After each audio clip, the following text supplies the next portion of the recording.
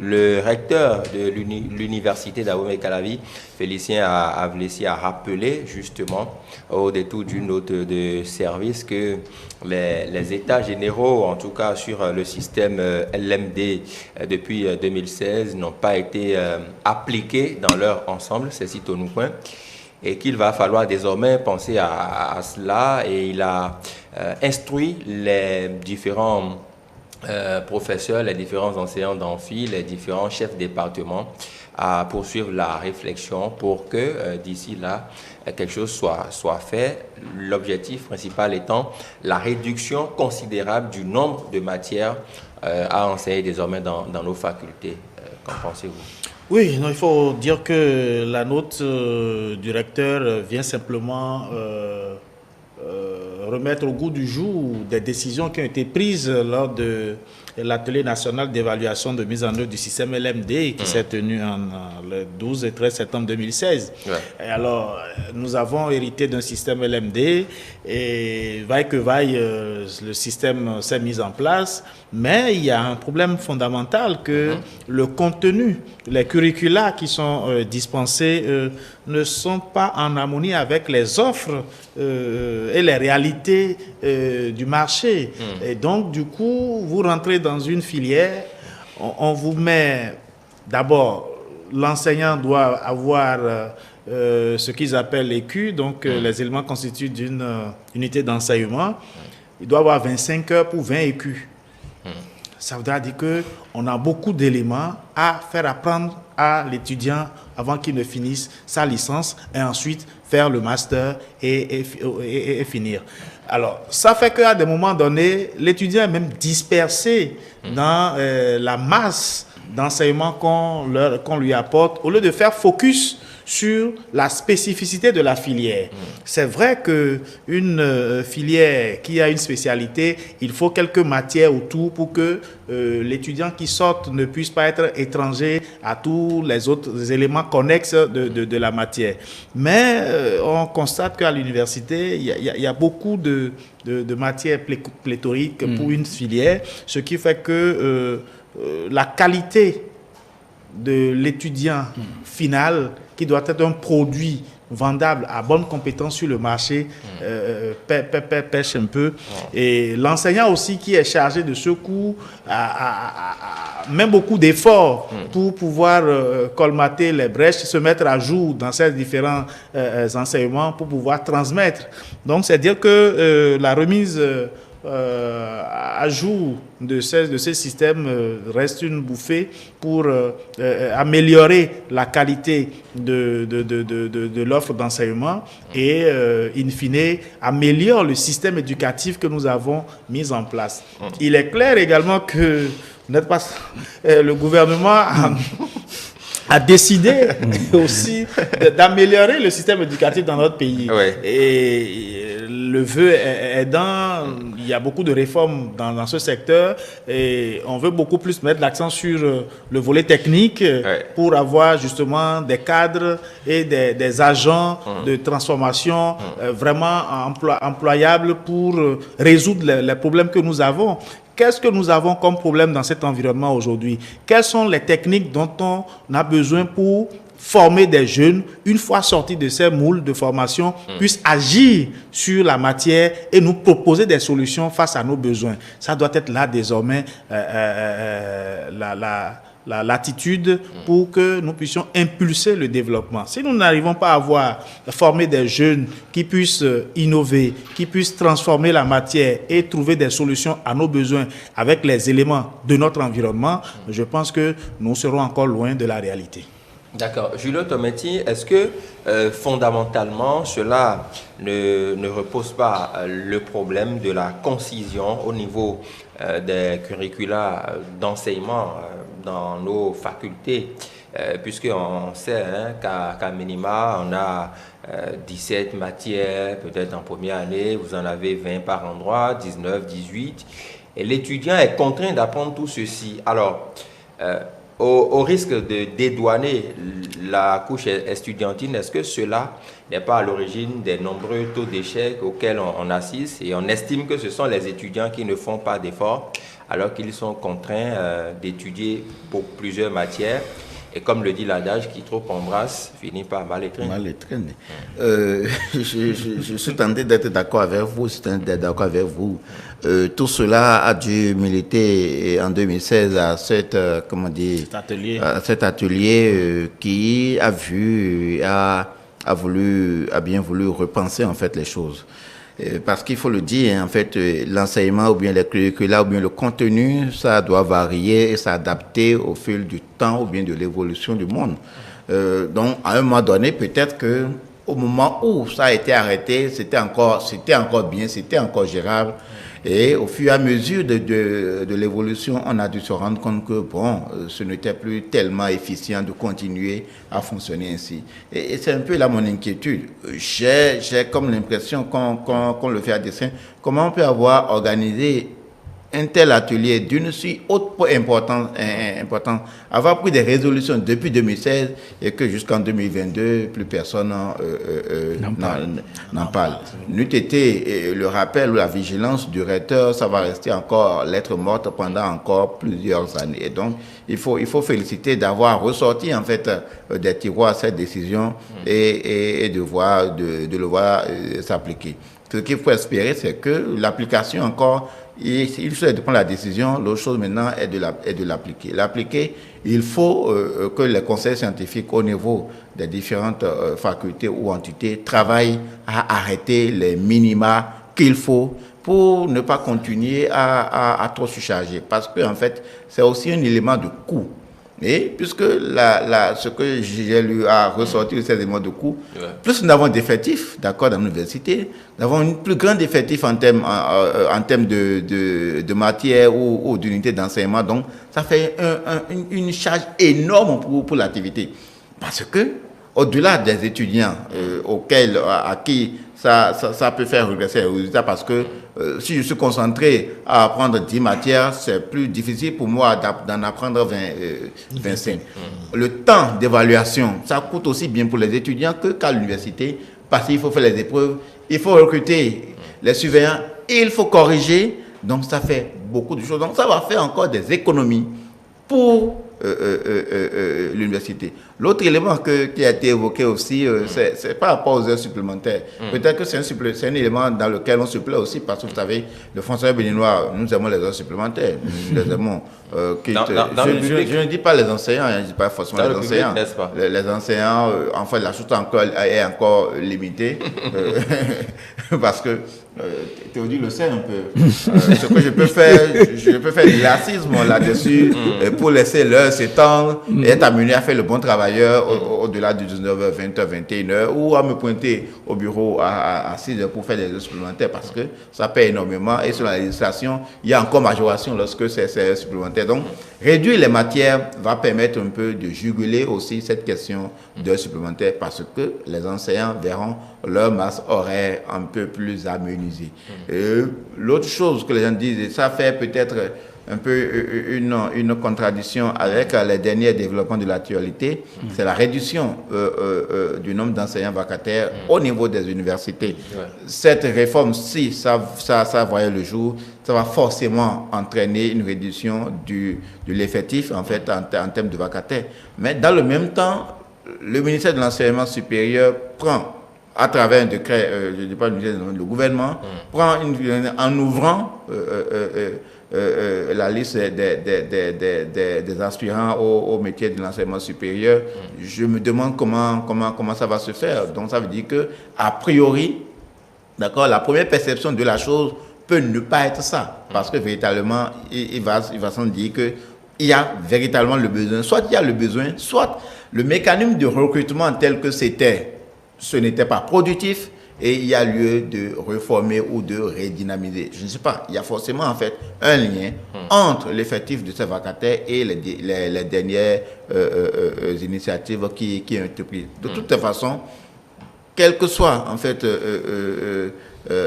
la réforme ou les effets que ça va entraîner, il faut qu'on le fasse en bonne intelligence au niveau de l'université et au niveau de chaque entité pour que le minima soit retenu. Ça va véritablement alléger en fait les étudiants. Donc pour se concentrer sur l'essentiel. Excusez-moi, moi j'ai pas eu tout ce problème à la faculté de droit. Bon, la chose était un peu plus gérable. Mais dans certaines facultés comme l'ancien Flash, dans certaines entités, vous voyez des matières, c'est-à-dire un écu d'un truc de 6, 7 ou 10 matières. Et vraiment, c'est compliqué. Je ne sais même pas comment ils font pour s'en sortir dans les calculs, c'est vraiment compliqué. Donc, ça va permettre un peu d'alléger les choses pour avoir un enseignement supérieur, peut-être encore plus dynamique, orienté vers ce qui est nécessaire en termes d'appropriation de connaissances. Tout à fait. Non, je crois qu'avec cette décision, nous tendons vers ce que nous appelons adéquation de la formation à l'emploi. Et je crois que ça fait partie des points forts du gouvernement dans ses actions. Il ne faut plus former, assister à ce que nous assistons aujourd'hui, où on se souvient, auparavant, c'était plus de 52 matières qui étaient là. C'est plus de 52 matières aujourd'hui. Et pour quelle finalité? Encore que par le passé, la chose était mieux gérable. Aujourd'hui, il faut voir le nombre d'étudiants que nous avons, le nombre de bacheliers d'abord que nous avons. Vous allez dans les universités publiques, vous avez une idée. Même dans dans les privés, c'est la même chose. Et donc, je crois que nous tendons vers cela, vers peut-être la réduction de certaines matières qui, peut-être qu'on estime pas véritablement nécessaire. Vous l'avez dit, indispensable. Vous l'avez dit dans votre introduction, c'est de ça qu'il s'agit. Je crois que ça permettra également à l'étudiant d'être constant, d'être stable, d'avoir une dimension, de savoir quoi aborder, quoi faire et comment véritablement être efficace. Et c'est peut-être, ça je le dis, d'être peut-être... oui, je vois Julio me regarder, aussi me regarder, à la portée peut-être des professeurs, servir les professeurs pour peut-être se positionner, pour pouvoir avancer. C'est ce qui nous allons, ce à quoi nous assistons. Je crois que c'est une bonne option. Il va falloir qu'on adopte. Le monde évolue, les choses évoluent. C'est l'adaptation de la formation à la réalité aujourd'hui. Peut-être certaines matières qui ne tiendront plus leur route, il va falloir les éliminer et changer de méthode et d'option. Le changement de méthode et d'option ne va-t-il pas créer des frustrations quand on sait quand même, et je prends un exemple basique, c'est si vous avez... une matière que vous enseignez en faculté de droit, Théodule en a une qui l'enseigne dans la même faculté, Julio en a une. Le comité se réunit. La matière de qui doit-on supprimer en réalité? Est-ce que ce n'est pas l'envoyer au chômage précoce? En fait, je veux dire, quels seront les critères qui vont prédestiner à la suppression de telle ou telle entité pour ne pas créer d'autres situations de frustration? Je pense que le problème ne doit pas se poser en termes de professeur ou de qui. Le problème doit se poser doit être résolu en termes de qu'est-ce qui est fondamental pour la formation. Mais chaque professeur peut défendre sa matière. Non, mais aujourd'hui, nous avons plus de 500 offres de formation en LMD à l'université. Et de ces 500, il y a 540 qui sont mises en œuvre et 282 validées en système LMD. Alors, ça veut dire quoi? Il y a beaucoup d'offres. Et lorsque nous travaillons sur ce qui est essentiel, on doit pouvoir s'en tenir à ça pour que l'étudiant, une fois formé, puisse répondre. L'enseignant aussi qui doit encadrer doit aussi savoir que si sa matière, dans une certaine mesure, ne répond pas, il peut faire une mise à jour de ses connaissances et aller aussi dans une autre... comment je vais dire? L'enseignement n'est pas unique. On peut s'adapter et changer de paradigme et pouvoir avancer par rapport à la réalité du milieu. Mais il faut reconnaître aussi qu'il y a de ces matières-là où, lorsque l'école ou la faculté ne dispose pas de l'enseignant, va importer pour pouvoir le faire. Et donc, du coup, dans un sens comme dans l'autre, les éléments constitutifs d'une formation universitaire ou académique doivent être révisés, pas pour pouvoir réduire le nombre, enfin, pas pour écarter les enseignants, mais s'en tenir essentiellement à ce qu'il faut, ce que l'étudiant doit retenir pour être compétent à l'issue de sa formation. Une fois que ceci est fait, il y aura forcément le redéploiement des enseignants qui vont permettre de mettre en œuvre le processus arrêté. Donc, on ne doit pas voir forcément que tel enseignant doit perdre sa matière et tel autre doit pouvoir gagner. Et c'est ça, sur ce fond-là, que le travail doit être fait. Si le travail commence comme ça, le résultat sera biaisé à l'arrivée. D'accord. Parce qu'il y a des enseignants... Il est rare même de voir un enseignant n'enseigner qu'une matière, de sa spécialité. Donc le problème ne doit pas se poser du point de vue de l'enseignant, mais du point de vue de la pertinence des matières relativement à l'offre ou bien relativement à la formation. Donc c'est tout ça. Les questions de redéploiement et de mise à jour, ça vient très vite.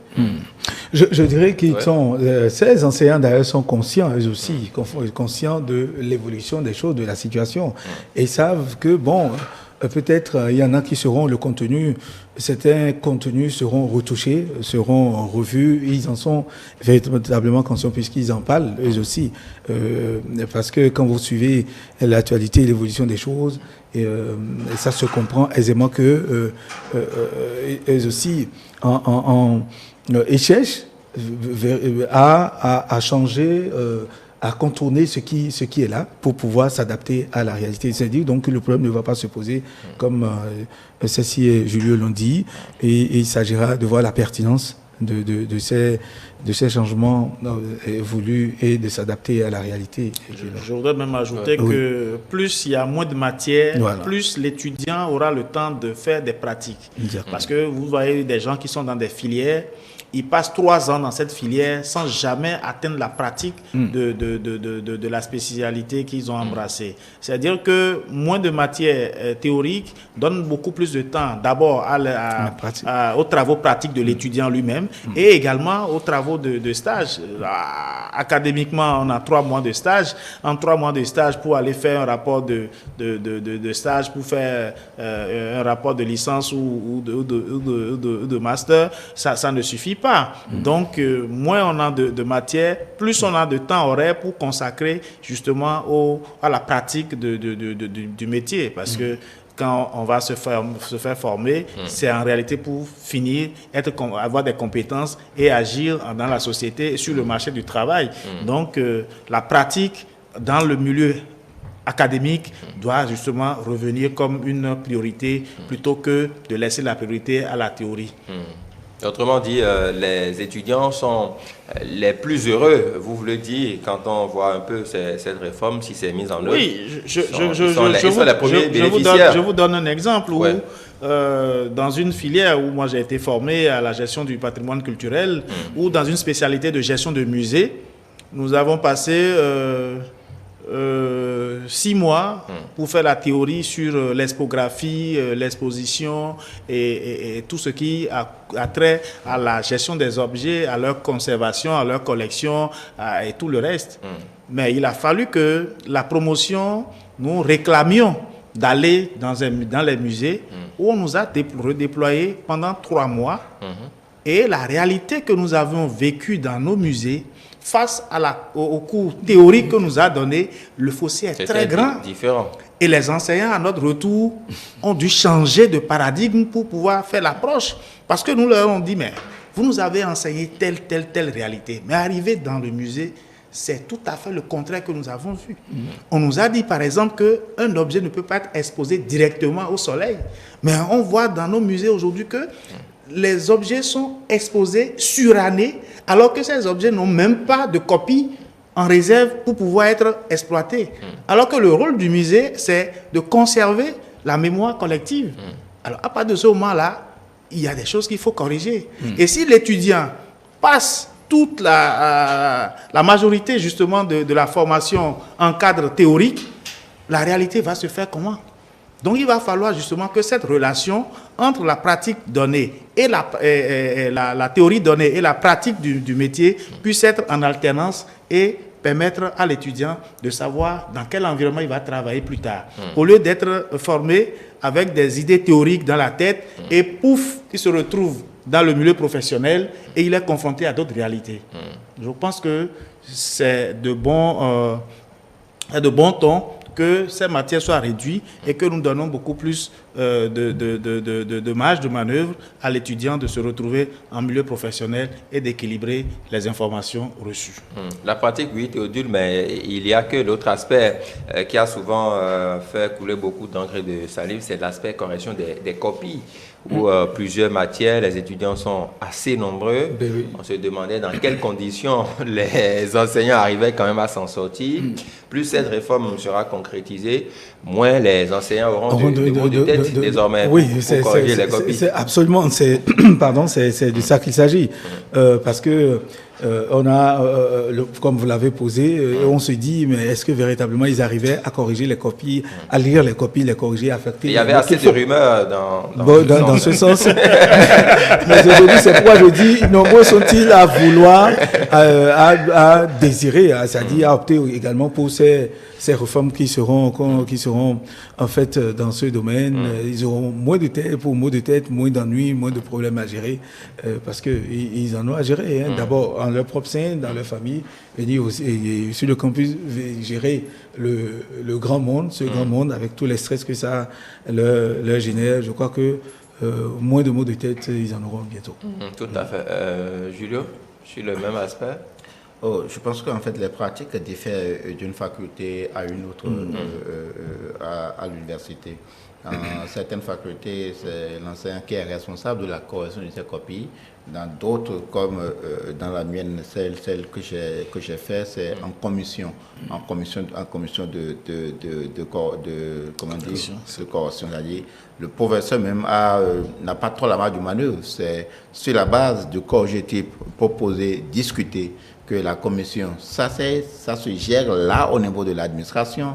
Vous corrigez tel nombre de copies par jour, vous le mentionnez jusqu'à la fin. Donc, on recrute les correcteurs, on prend les correcteurs en tenant compte de l'effectif des copies et de la qualité ou bien de leurs compétences. Généralement, ce sont les enseignants de la faculté et des doctorants qu'on leur enjoint. Donc, le problème ne se pose pas là. Seulement, comme il a dit, ça fait forcément une réduction de coûts en termes de correction, parce que plus le nombre de matières est régressé, ça fait moins de surveillants, moins de feuilles, moins de copies à corriger, ce qui induit moins de correcteurs. Donc, de toutes les façons, c'est l'université qui gagne et c'est les étudiants qui gagnent encore. Parce qu'en fait, il faut dire, ça au moins on peut le dire. Ce n'est pas quelque chose ce n'est pas une initiative gouvernementale au cabinet du ministère de l'enseignement supérieur, on a dit c'est ça qu'il faut faire. Non, c'était lors d'un atelier, ça veut dire que les parties prenantes étaient représentées, ont discuté, ont jugé elles-mêmes de la pertinence de la chose et ils se sont accordés là-dessus. Donc, le problème ne devrait pas se poser dans la mise en œuvre parce que de toute façon, comme on le dit ici si bien, c'est bénéfique pour tout le monde, ça bonifie pour tout le monde. Donc, il n'y a pas lieu de voir quel est mon petit intérêt que je tirais et qui aujourd'hui va m'échapper. La question d'enseignement supérieur est une question essentielle aujourd'hui et donc il faut le débarrasser ou bien il faut la débarrasser de toute subjectivité pour que véritablement ça puisse évoluer dans le bon ordre. Alors, dans la suite maintenant, si cette réforme est mise en œuvre, est-ce que il y aura peut-être en cours de chemin des réaménagements à faire au vu des observations qui seront faites justement à opérer des réformes pour voir un peu, nous avons réduit le nombre de matières, mais on sent peut-être que dans l'évolution, certaines matières auraient dû être insérées et on décide de les ramener. Est-ce qu'on peut assister à des cas de figure comme ça? Une réforme a toujours des mises à jour. rien n'est statique dans le monde. Et lorsque nous nous entendons aujourd'hui, on conçoit et on admet que nous allons pouvoir agir dans ce sens. Mais à l'arrivée, si on voit qu'il y a de petites réglages, de petites touches à régler, on règle en même temps et on voit l'harmonisation. Donc une vérité n'est jamais... comment je vais dire, n'a pas une véracité en temps T1 et en temps T2. Donc ça change et tout change aussi dans la vie. Donc lorsque vous mettez en place une réalité, une réforme, et lorsqu'elle évolue, que vous évaluez et vous voyez que le résultat n'est pas escompté, forcément ça induit des retouches, ça induit également des mises à jour pour pouvoir parfaire le système et que une fois au final, le résultat voulu soit justement atteint. Tout à fait. Théodule Julio évoquait une question tout à l'heure, la question des résolutions, que ce soit dans le secteur de l'éducation ou dans d'autres secteurs. On sait que le Béninois réfléchit beaucoup, le Béninois est très intelligent, il organise plusieurs assises, des colloques, des forats, tout ce que vous voulez. De belles résolutions sont prises, mais dans l'application, on sent un fossé. Soit c'est lent, soit ce n'est pas bien appliqué, soit ce n'est pas vite appliqué. Mettons pratiquement 6 ans depuis 2016 que ces résolutions ont été prises. Qu'est-ce qui a bien pu se passer pour que c'est finalement en 2022 que l'idée soit ressuscitée? Et on ne sait pas quand cela sera appliqué dans le concret. Oui, la réponse est difficile de répondre à votre question, puisque nous ne sommes pas dans les secrets de Dieu pour comprendre ce qui a pu se passer, ce qui justifie cette lenteur observée, le fait de ne pas mettre en œuvre les décisions qui ont été prises. Vous savez, ça peut, pour ma part, ça peut être dû peut-être aux réformes qu'on est en train d'engager en ce qui concerne l'enseignement, le fonctionnement de nos universités, d'abord publiques. Ça peut être également dû aux mutations. Vous savez, ces derniers temps, il y a eu des décisions qui ont été prises à divers niveaux, la nomination de certains les douaniers, etc. Ça peut justifier parce qu'il faut peut-être baliser le terrain, mettre certaines structures en place, installer certains mécanismes avant d'opter de revenir sur ces décisions-là. Parce que peut-être on a estimé qu'à l'État, on ne pouvait pas le faire. Il faudrait assainir. Alors, sachant très bien que nous, Béninois, nous sommes réfractaires à tout changement, parce qu'on n'accepte pas les changements, nous ne les acceptons pas du coup. Il faut du temps, il faut sévir. C'est un péché. Non, mais c'est pas qu'il n'est pas mauvais non plus. C'est le Béninois seul. L'être humain est réfractaire au changement, c'est difficile. Bon, l'être humain, oui, mais le Béninois aussi. Donc, je crois que c'est à cela peut-être on a assisté. Je ne dis pas que nous faisons des suppositions. Ouais. Je ne dis pas que peut-être ce sont ces réalités-là auxquelles les responsables ont été confrontés. Aujourd'hui, que tout semble prêt, installé, il faudra peut-être amorcer ce virage qui est quand même important, qui, quoi qu'on dise, donnera une autre visibilité à l'enseignement supérieur au Bénin, comparativement aux autres nations où ce n'est pas beaucoup de choses, de matière à faire, mais les gens sont beaucoup plus à la pratique. Ils sont vraiment, et vous sentez que c'est l'étudiant qui est sur le terrain qui a appris beaucoup de choses. Si nous prenons l'exemple de monsieur, c'est ce qu'il a dit, ce qu'ils ont reçu au cours, en théorie, était dit carrément différent de ce que les gens ont vécu sur le terrain. Et dans plusieurs domaines, vous allez entendre le même refrain. Et donc, je crois qu'il vaut mieux adopter... Mais est-ce que cela ne pose pas le problème d'actualisation des curricula enseignés aussi? Mais c'est ça. Des enseignants. Pourquoi il me plaît bien de demander à ceci il y a eu à rencontrer des matières qu'on peut dire en griffe inutiles. Oui, en fait, c'est ça que les questions. Ou pas tout à fait indispensable. En tout cas, pour Donc, ça... ça pourrait se passer. Non, je pense que les matières, on est à ce niveau plus précis, parce que c'est une filière de spécialisation. Je pense que les matières auxquelles nous avons été soumises sont quand même raisonnables. Bon, pas parce que je l'ai suivi, non, c'est raisonnable. Parce que lorsque vous gérez des objets, on a eu à faire des matières comme la statistique, la comptabilité matière. Vous allez dire, ben, qu'est-ce que ça veut chercher là? Mais c'est une réalité, puisque vous avez des œuvres à gérer. Vous faites justement les statistiques de ces œuvres-là. Nous avons eu... Justement, le problème se pose là. Là. Parce que chaque matière, on trouvera toujours un lien avec l'objet de la formation. Quand on cherche, on en trouvera donc, toujours. Voilà, par exemple, ces matières qui... Pour moi, directement, je me dis, ben, si j'ai affaire, même si je suis un gestionnaire, je vrai que je dois connaître des rudiments, mais je n'en pourrais pas être spécialiste parce que ce n'est pas ma spécialité. Puisqu'il y a des comptables, il y a des statisticiens, et alors je peux leur faire recours pour pouvoir sortir d'affaires. Mais est-ce que c'est à moi aujourd'hui? La preuve, je l'ai fait, mais je ne pratique pas. On m'a mis les notions de statistique, les notions de comptabilité et tout ça, mais aujourd'hui, je ne pratique pas ça.